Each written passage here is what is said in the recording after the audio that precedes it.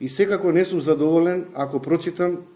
и како граѓанин, и како активист за детски права, и како новинар од ваша страна, да прочитам во овој извештај дека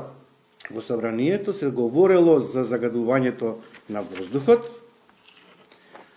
и тоа било така декларативно, да не кажем популистичко, без при тоа пратениците да барат конкретни мерки, да се воведат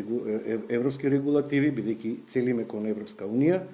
за да се загарантира правото на живот на детето,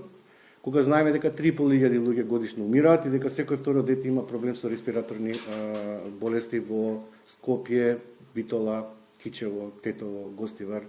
и да не ги набројувам сите критични места во Скопје.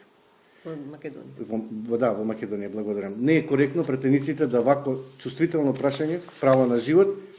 да не им биде ставено во фокус и во агенда и во Комисијата за здравство и како претеници и како влада и воопшто како држава која треба да го реши проблемот